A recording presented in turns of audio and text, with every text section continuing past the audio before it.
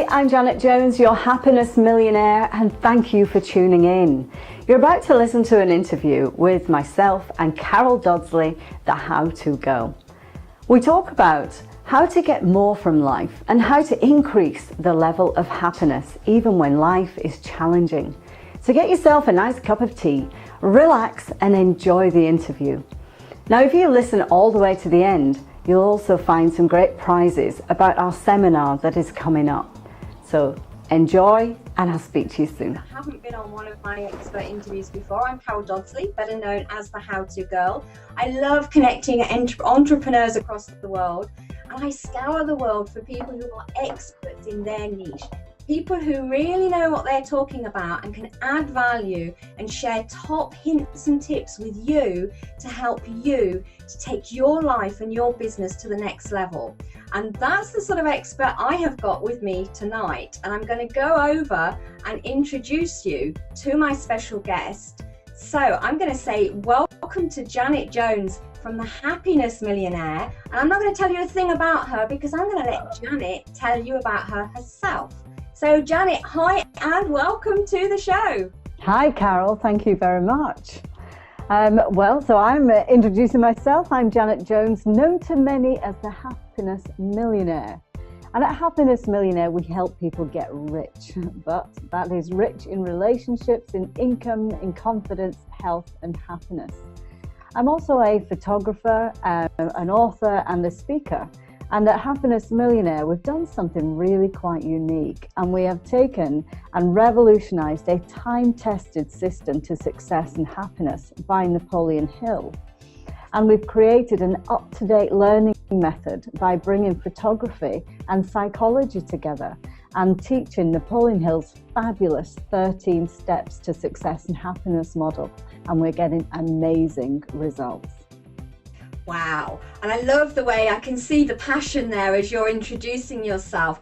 For those people that don't know, I mean, lots and lots and lots of people know Napoleon Hill, but there's also a lot of people who don't.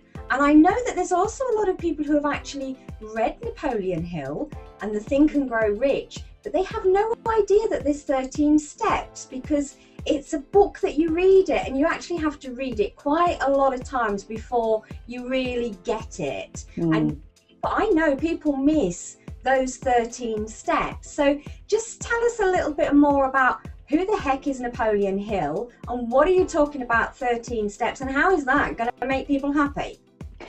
Okay, three major questions. Well, first of all, I'm the leading Napoleon Hill certified instructor in the UK. And Napoleon Hill goes back to, well, kind of the turn of the 19th century, really, when it was introduced to Andrew Carnegie. And Andrew Carnegie at the time was the first kind of billionaire and the first philanthropist. He's been a complete inspiration to many people. And anyone who knows the Carnegie Hall in New York, then that was all named after him. That's a complete another story. But he came in touch with Napoleon Hill, who was a journalist. And Andrew Carnegie realized that a success system needed to be written that could be easily followed for absolutely anybody. And there comes Napoleon Hill. He then spent nearly 29 years researching what makes people successful and what makes people fail. And his fantastic research is really the kind of the foundations to personal development. So as a Napoleon Hill instructor, I stick with the Napoleon Hill system because I found it to be the best. It's helped me many times in my life, you know, from getting out of a depression right up to growing my business. So it really is a life mastery system. And as you just said earlier, you know, reading a book, really to read Think and Grow Rich over and over. And most people don't get it, that there are actually 13 steps. Most people don't get that you actually have to follow these 13 steps in chronological order. And that is where images come in, because at Happiness Millionaire, I was commissioned by the Napoleon Hill Foundation in America, coming up for 2 years ago now. In fact, no, just over 2 years ago, to create images that represented these 13 principles to success. And what that did was totally changed my life. I mean, as you can see, there's a rock climbing image behind me, and that represents if you can see that, that's the first image that represents desire in this success system, because desire is the starting point of all achievement and things like that. So it's important to remember them. And so all these images in here, each represent the principles, and trust me, it's a lot easier to look at an image than keep reading Think and Grow Rich. You can do this every day. I can imagine. I mean, I've read it several times, and it's not hard reading, but it can feel quite heavy, and because it's written not in a modern day language. There are some people who have sort of translated it, but that doesn't seem to read the same. It doesn't really work. No, it's strange, isn't it? Well, which is why when I say, we've revolutionized that time-tested system by creating an up-to-date learning method. And that's the difference with the images. For me to create them, I had to read that book, each chapter kind of going through about 40 times, just constantly, daily, keep going through it, just to find Napoleon Hill's nuggets that he talks about in those principles for me to create an image. But an image that the brain can latch onto, that's the really important thing. We can create an image that if we put too much in it, the brain can't actually remember it and will block it. So within it, you'll find that the brain can comfortably remember 3 things. If you're going for a shopping, if you've only got 3 things to get, you'll be able to remember them pretty easily, most of the time.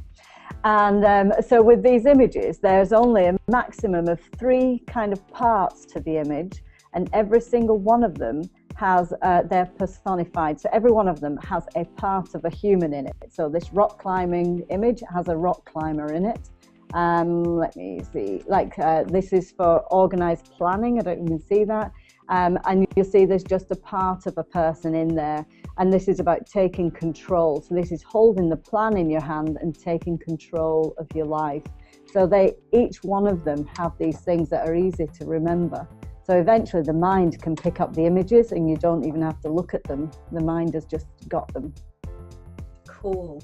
So just tell me, for people that are sort of not been involved with anything like this, don't really know about the Napoleon Hill and everything, what exactly, you're known as the happiness millionaire. Just explain a little bit about that. If they're feeling that life isn't where they should be in life, or maybe they're just not happy, they're maybe not as successful financially. I know you mentioned at the beginning, you said that rich in all areas. So it's not just about money, which, I think a lot of people get a bit fed up with everybody banging on about if you don't have money, you can't be happy, which is rubbish. You can be very happy without money. It's perception and everything else, but people always strive for money. But we know that when somebody's striving for money, they're actually not striving for the money. They're striving for what they can do with the money. And they think having money is going to buy them the stuff that is going to make them happy, but that's not really it. On the other hand, the Napoleon Hill book, it says that you can have everything you want, all the riches in the world and the happiness. So just explain to people a little bit about that. And he's absolutely right. You can, if physical material riches is what drives you, what you really want, and you can within that also have a balance of great relationships, and that you're confident about yourself and your belief is so strong and passionate, and that passion then is spilled out onto lots of other people, then you can really have it all, including the material wealth, if that is what you want. Now, a lot of people, that's not their driving force, and a lot of people who get this extreme wealth end up giving a lot of it away. I mean, that's been my experience when I've come across people who have this great balance in their life. In fact, it was really interesting the other day, my daughter, Iona, who, is also my business partner, we were kind of having this conversation about, are there any really rich people who have it all? And my daughter was saying, and who had changed the world. And she was like, well, Steve Jobs. And I said, but was he really happy? I've read his autobiography. He didn't sound like a particularly happy chappy to me. I mean, a genius, don't get me wrong, and I'm full of admiration for the guy. But when we're not truly happy, the body has kind of negative things go on and creates an illness. But then you take Richard Branson, whose focus is not on the money, that his focus is very much on serving people for what they want. Whereas Steve Jobs was saying, no, you want this. And he was absolutely right. Look at us, we can't live without Apple. But I think he paid a price for his approach to it. Whereas Richard Branson is saying, right, okay, so you all want this and you want it in comfort and you want it fun, and then he makes that happen. Do you see that difference? So they're two very different desires and very different approaches to life. One has a better balance than the other, really. So it depends what you're going out and striving for. And we don't have to be multimillionaires or billionaires to be successful. Success to me is about real happiness and balance. It's a life without masses of stress. It's a life with great relationships. And it's a life of real personal internal fulfillment. And when you have that, then I do believe that you can have those financial, material wealth that Napoleon Hill talks about. But unless you have that, then I think the wealth is a burden.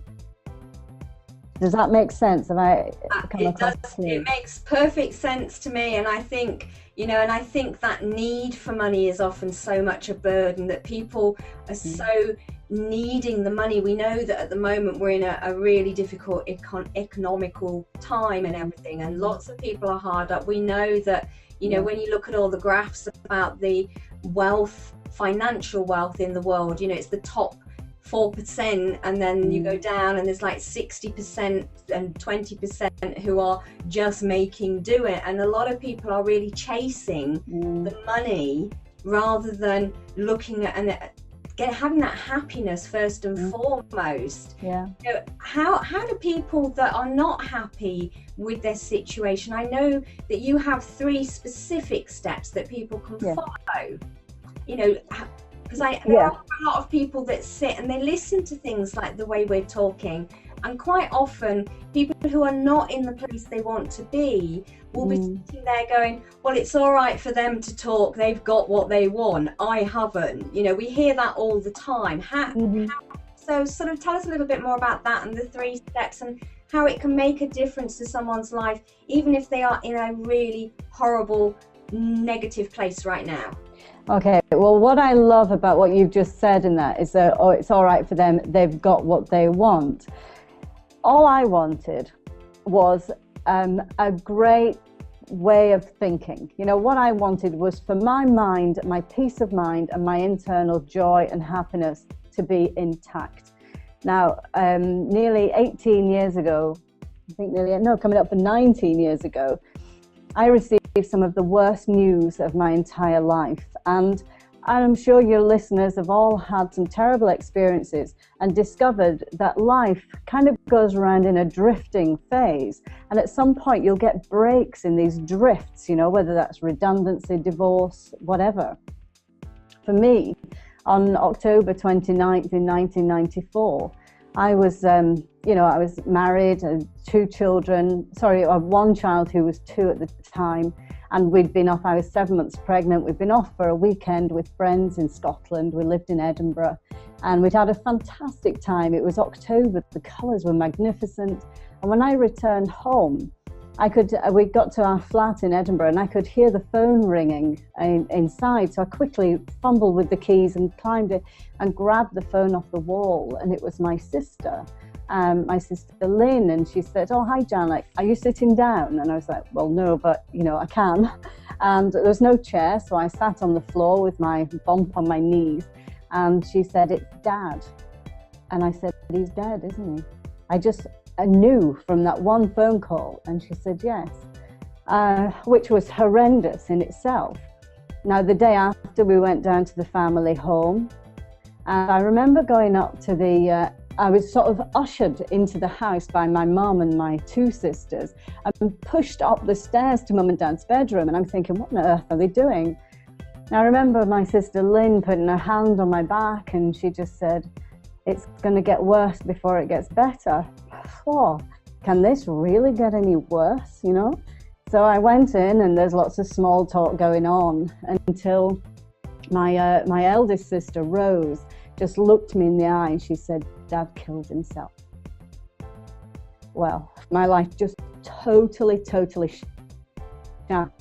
And the following years from that, I ended up sort of sinking down into a depression, having a breakdown, and life just was horrendous.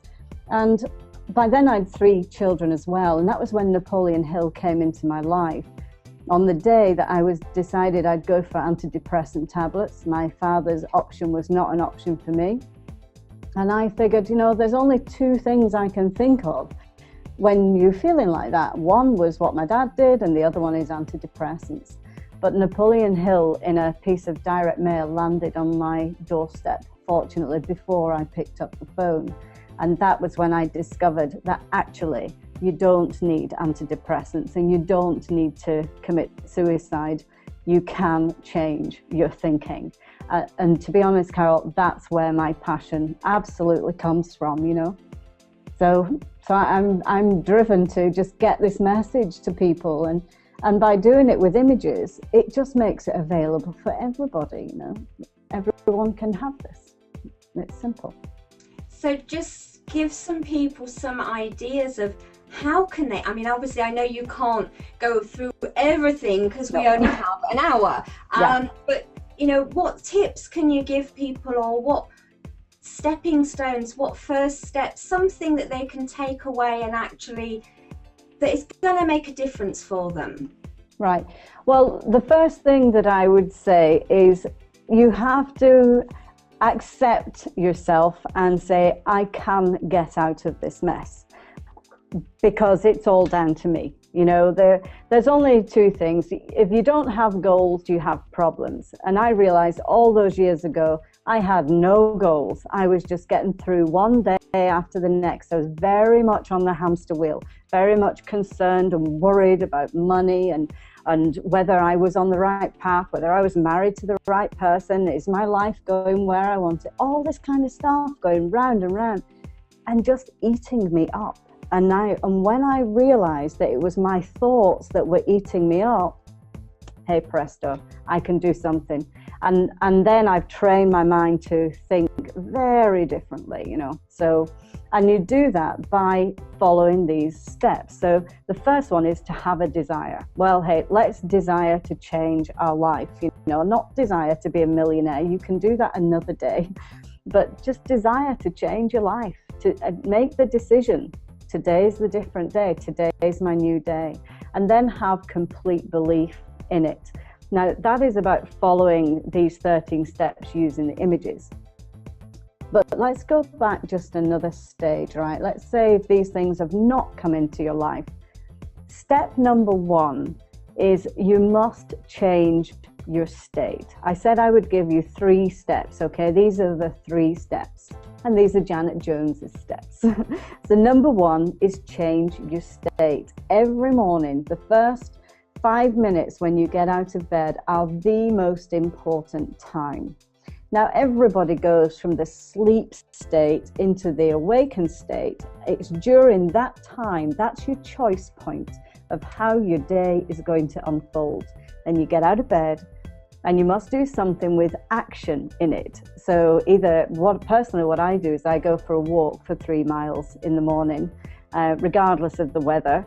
And that stimulates the brain cells and the hormones to the brain. The old serotonin gets a kick in, and that makes the whole day much easier and puts you in a better position to choose the outcome. Always remember, you get to choose the outcome. And then number 2 is to constantly be sowing seeds of change. And this is about thinking about your future. So take the first principle of desire. figure out what you want your life to look like, right? Not what job you want to do or how much money you want to earn. How do you want to feel? How do you want the relationships in your life to be like, to feel like? How much fun in them, you know? What's your confidence level? Do you want to increase that? So number 2 is keep sowing the seeds of change in all those areas of your life. Analyze them, look at them. How can I make it better? Okay? How can I make other people around me happier? You know, it's not always about us. And then number 3 is to always have a leader, which is really important because each and every one of us, at times, we are leaders and we also require leaders. These leaders come from reading great books, talking to great people, going on workshops and seminars, things like that, and even, you know, coming on to things like this just to listen to other people and what they're doing. So, you know, learn from other people, but find somebody who you really resonate with, somebody whose message shares the same values as yours, and then you can learn from them. And they can take you by the hand and help you to move away from the area of your life that isn't working for you. So those are the 3 key things. I'll just recap them. Number 1 is to change your state every day. So using music, action, or looking at these images. Number 2, constantly sow seeds of change. Life always moves forward, and if you stay still, you are in fact going backwards. Really, really important. And then number 3, find that leader who you respect and trust and value, and follow them until you can fly the nest and then follow somebody else. So those are the 3 key things. And I think that was great, you know, the way you I love the way you said find the desire, but you were very clear that because a lot of people say you have to know exactly how much money, how much this, really, really descriptive, and that a lot of people fall over straight away because it's like, but I don't know what I want. And I love the way you said know how you want to feel.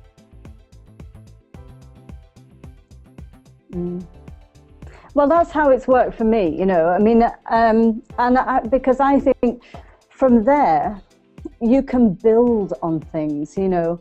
Get yourself in a really strong emotional place, and then you can build on top of things, you know. As far as money goes, work out what it is you need first of all, and then figure out, you know, well, actually, I do fancy a couple of holidays every year. Well, how much is that going to be? And as long as that doesn't make you ill or stress you, and in that chasing that money and that lifestyle does not wreck your relationships, because it can, then it's fine. But as soon as you can see that chasing that money is causing disharmony in other areas, then I would just say, just come back a little bit, because these other areas are your foundation. The money is not the foundation, because that can be just taken away in an instant. But relationships are what must be built on, and that's where you get such strong emotional strength from, you know, from that. That would be my recommendation anyway. Use these principles to build on your relationships, your income, and your confidence, the health, the happiness, but see it as a package rather than just one thing at a time. Yeah, and like I say, that is so important, because it is what is in here and how you feel that is far more important than what's out there and what you own or what other people own. Because we also see a lot of people who are striving after having what other people have because they've been told that is the only way to be successful. You know, I see a lot of coaches, trainers actually out there saying to people, you have to think bigger, you're not thinking big enough, you have to. And it's like they're sort of telling everybody, if you're not striving to be a millionaire, then you are useless. And I don't like then you're not doing any. Absolutely no, I don't, which is why my company is called Happiness Millionaire, because, you know, that to me is the most important millionaire to be. And, you know, look what happened with JLS just recently. You know, they disbanded because they couldn't stand keep chasing that money and the fame. They wanted their lives back again. So, you know, there's massive value in the ordinary. And I think at this moment in time, I think it's getting really underrated. And I totally agree with the amount of times I go on loads of motivational things. It's all about, you know, yeah, become a millionaire, and, you know, you've got to strive for this. And if you're not moving your life forward to be so, you know, financially wealthy, you're not playing the game. It's not true. I don't believe. It's not for me anyway. You know, I offer a great service to as many people as I can do, and then the money is going to come in. Surely, if you're offering a great service to lots of people who are, you know, investing in you, then isn't that common sense? That's what's going to happen. And then when you've got more money in, you can look at how you can invest it in order to make other money. I mean, you know, the money is just a game. You know, and anyone can learn those rules and play them. But the other stuff is where you've to get the real value. You know, my dad lost many years of his life because of the way he was thinking. And, you know, was money that important? No, not at all, you know. He'd have been much better staying around watching his grandchildren be born and grow up and all that kind of thing. So, no, I don't go for money. And I think that is, you know, your example, sadly, that was a real what happened in your life, you know, but it is so true. There are so many people that are allowing themselves to be so desperate and so unhappy, when actually if they just change their thinking a little bit, you know, I know sometimes my children think I'm a bit nuts and I belong in a bubble in the sky because I'm not normal, because I don't sort of conform to the way everybody looks around. And I can look out at my garden when the weeds are growing, which at the moment with all the rain we've been having in the UK, there's lots of weeds. They are. And I look out into my back garden and see the dandelions, and I actually see little rays of sunshine because they are bright yellow, and I just, you know, they're weeds, but to me they're just beautiful little bits of sunshine. And people think I'm nuts, but it's like, you know, I'm looking at the beauty, I'm not looking at the destructive or the negative of what's happening in there. You know, I mean, those people that know my story, I looked after my brother when he was on his last journey. He had cancer and he came to live with me, and all the time we laughed so much in those last couple of years of his life. We shared so many magical moments because that was more important. You know, we couldn't change what was happening, so we looked at it from to enjoy it. Enjoy, you know, this is all we have left, let's just really enjoy it. And I think that is very important. I love the way you really emphasize that feeling and that happiness above everything else. But what if you could enjoy every day, even if those things are not happening to you? You know, just an ordinary day. What if you could just embrace it and say, you know, well, what if this was my last one? Would I be happy with that? Because that's the ultimate question. So for people who are in a really challenging state right now, in a really difficult part of their life, maybe relationships are not going, you know, the direction that they want, then, you know, what if this was your last one, your last day? Now, I'm not suggesting people go throwing relationships, because actually I don't believe in that, even though, you know, that was kind of my situation a while ago. But I didn't know then what I know now. And I often look back and I think, that was really interesting, because we didn't share a desire. We didn't have goals and plans. And I look back and think, you know, if we'd have applied this to our marriage and our relationship, I'm pretty sure we'd still be together, you know, and our family intact. So again, I just want to get this to as many couples as I can and just say, look, at least before you throw the towel in, at least take a look, you know, because it may work. I'm no guarantee. Yeah, exactly. Just to share a couple of comments, Michelle has put in, I am loving the content. Thank you, Janet. Jenny has put in, dandelions. Great, thank you, Michelle. Jenny has said, dandelions can give a real ray of sunshine on a roadside. It always makes me think spring is here. So I'm not the only one that sees sunshine in dandelions. Nope. Yeah. So Dandelions are cool. I know, I think they're lovely, they're really pretty. So tell me a little bit more, these 13 steps, obviously from the Napoleon Hill book, and I know you have your cards, which I should have got my pack, because I have a pack of cards and I forgot to get them out before we got on here, but I know. You know, how do they actually... Okay, I'm gonna ask you... No, go, sorry, Carol, can you carry on? You know, I know that it's about the pictures, and each picture depicts one of the 13 rules, or whatever you want to call them, the steps. How do they actually, how does it help people to have a picture to look at that? I know you've said, you know, well, it resonates in your brain. I mean, I know a lot about how your inner mind works, but just for people that don't understand all of that, you know, they might be thinking, well, she's got these little cards and they've all got pictures on. What am I supposed to do with those? How is that going to help me change my life? Okay, great. Well, I mean, basically they work as sort of, what was that? I missed that, Carol. I said, tell us about your cards. No, about the cards. Well, the way they work is they come in this little pack here, like so. And on the inside, you have a booklet that tells you how to use the cards. And then the cards themselves sat on the other side. So that then sits in your pocket and you're able to carry it with you all the time. Or you put them, my personal ones are at the side of my bed. And so when I go to bed at night, I flick through the images because I know the system. So it's important to know these 13 steps and follow them in chronological order, which is easy because on the reverse, they're numbered and the name of the step is on the back as well as a motivational quote. So when you regularly look at the image, so let's take this one for instance. This is about persistence, and if you see this is a guy who is you know, clearly injured. He's got a rubbish pair of trainers. Now he's running a marathon. This was taken in West Yorkshire, and this was the marathon around the hills that was taking place.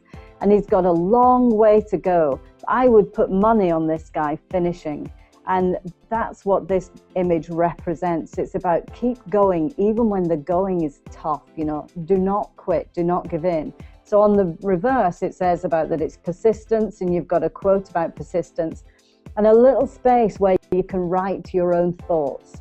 So if it's about a relationship or whatever, you know, your reasons for persisting with it, and just keep feeding the mind. That's the important thing. All you're doing is feeding the mind. But because we're busy, then reading books to feed the mind, you know, is not always very good time-wise. We don't always have the time to do it. And personal development is a bit like taking a shower. If you don't take a shower every day, it isn't long enough to get a bit smelly. And it's the same with personal development. Unless you maintain something daily, it isn't long before your mind starts to drift back into the negative. Now, I used to think, why is it that our default seems to be negative? Well, I didn't really have the answer to that. And I started to just put it down to, that's just nature, that's just how it is. Until I learned about, and I'm just trying to find this particular principle in my cards. Typical, I can't find it, right. Until I discovered the brain. This represents the brain principle, and it's some circuit board and sort of representing the brain here. And the hand represents being in control of the brain.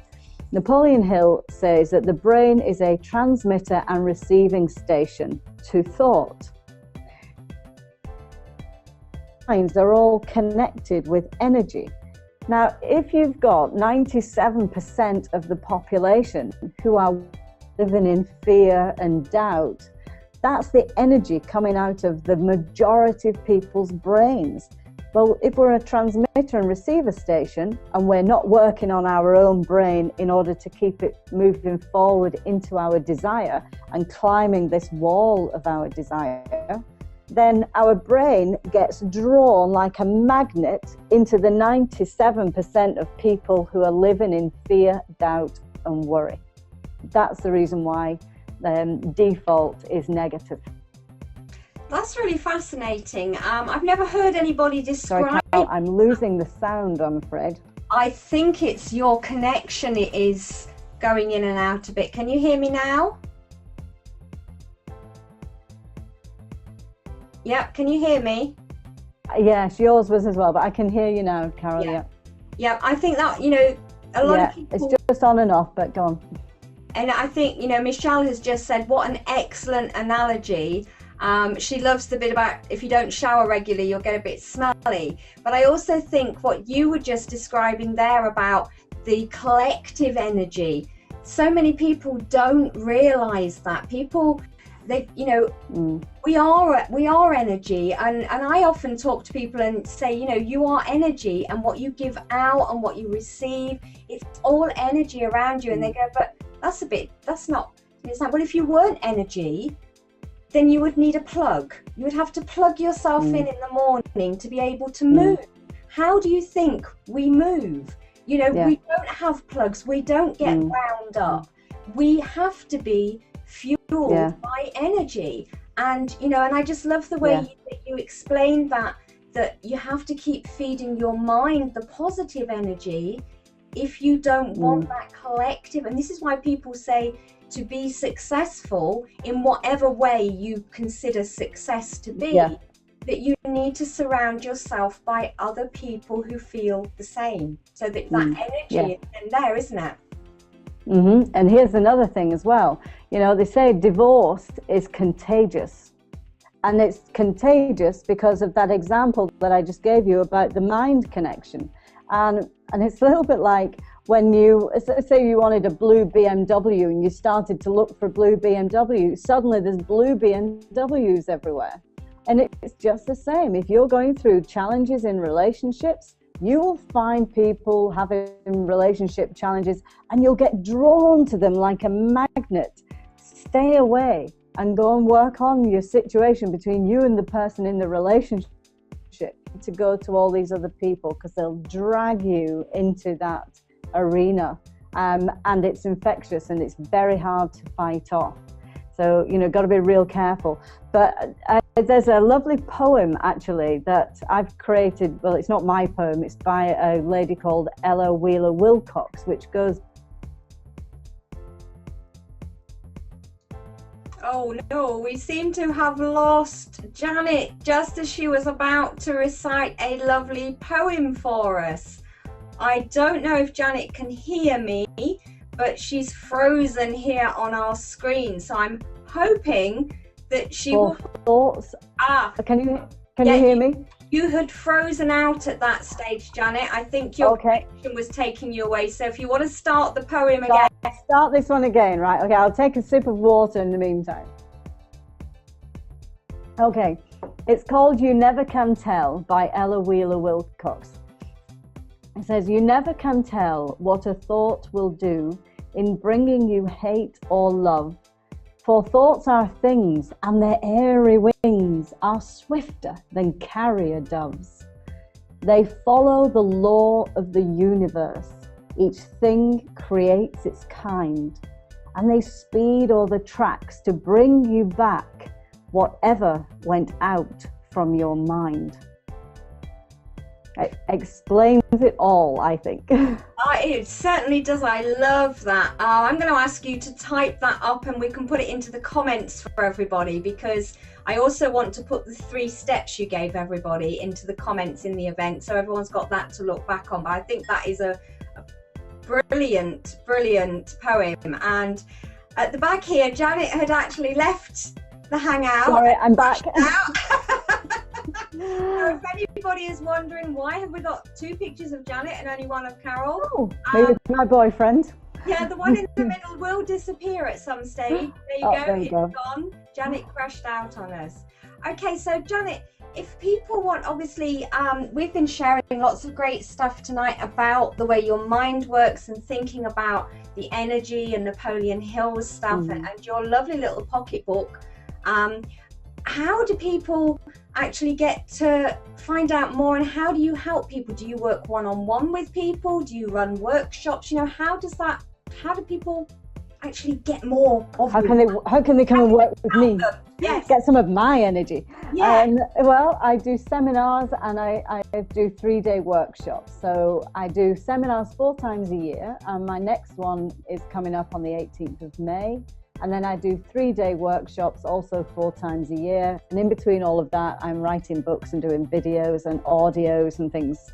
So very busy, but we have a lot of fun.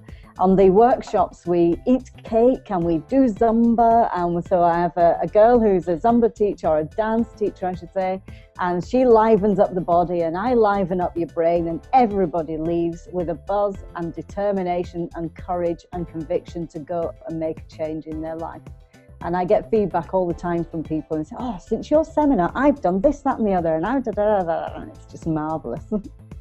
That's wonderful. So you don't work like on a one-to-one basis. It's very much a lot of energy around everybody that works with you because they get to come together with other people. Exactly. I much prefer group scenarios. Now, I do one-on-ones with people who have come through my training in a group. So, but you'd have to do the training in the group first, and then so make some shifts, and then I can handhold for a little bit longer after until big changes have been made. But it's the group that works, you see, because it's that whole energy and the group dynamics. It's just pure magic, you know. It blows me away every time I do them. It's marvelous. I can imagine. We've just got a couple of more comments that have just come through on the stream. Marilyn says, I never thought about the fact that negative energy of the collective is the default. So that was great. And also, you're absolutely right. I found negative people are contagious, which they are. They really are. But so are positive people. It's just there aren't as many of us. Yeah. You know, so that's the only thing. So if we can just tip the scale, then we could turn the world on its axis. There's my passion. That's what I'm going to do before I die.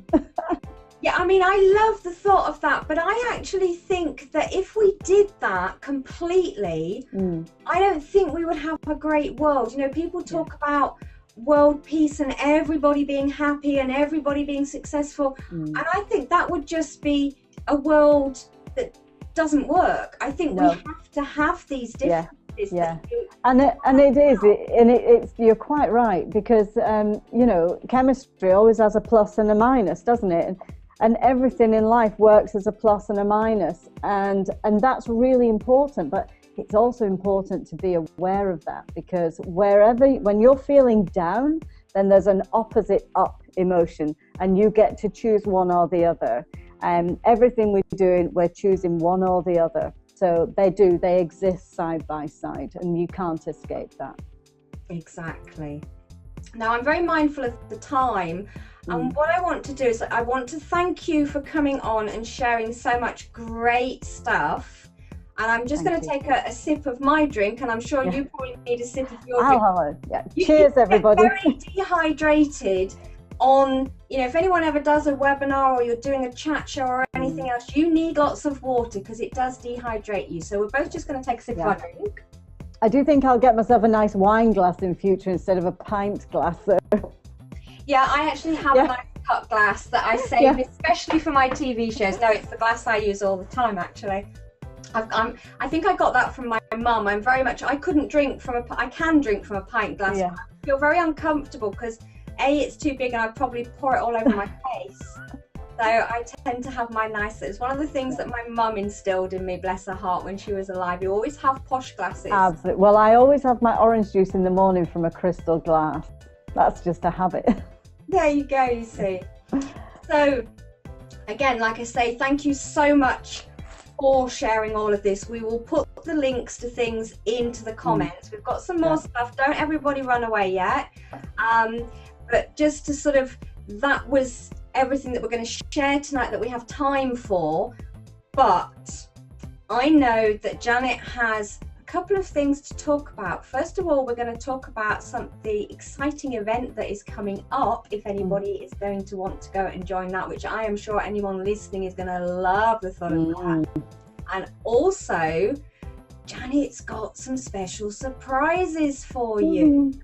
So let's go into that and sort of for the last 10 minutes of us spending time here today, Janet. Yep.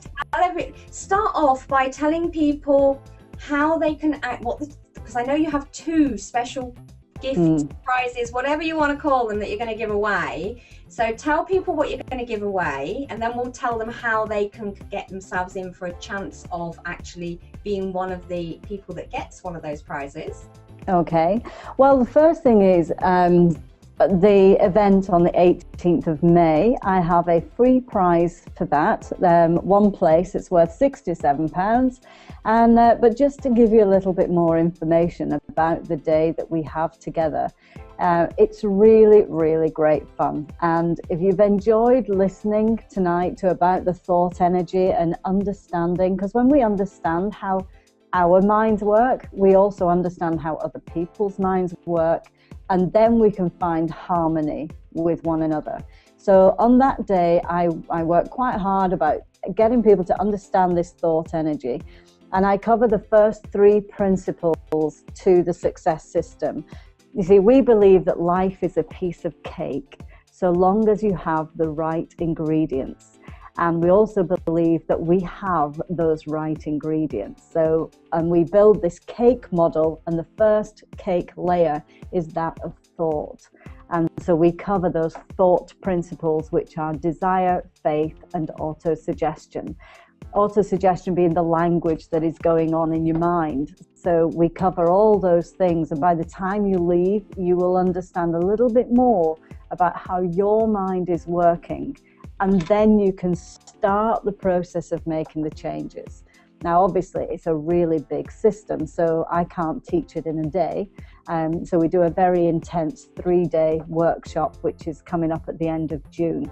But you need to, the best route to that is to go onto the seminar. So I'd like to offer 1 free place to that. So we'll talk to you how you can enter that in a moment. And then the next thing, for 2 lucky people, I've got 2 pocketbooks that I would like to give away. And your prescription from Janet Jones, the Happiness Millionaire, is to take a look at the pocketbook morning and night.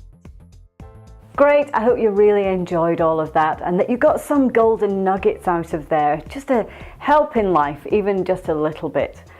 Now, I guess you're wondering, how do you enter the prize draw? Now, there's no mastermind going on here, nothing too intelligent or strenuous. All you need to do is to send an email to info@happinessmillionaire.com. It's going to come direct to me. So if you put in the address bar, in the subject bar, and write Carol Dodsley interview, and then just add just a couple of sentences as to why you should be the one who's receiving the prize. It would be fabulous to connect. We're going to run the prize draw until the 7th of September, and then we'll let you know straight away. Now, if you're listening and it's after the 7th of September, then don't panic. Send me an email anyway with Carol Dodsley interview in the subject bar, because we've always got lots of fun things taking place and lots of stuff on offer. So do drop me a line. Be fabulous to connect. I'm so glad that you've enjoyed the interview, and I look forward to speaking to you. That's Janet Jones, your Happiness Millionaire.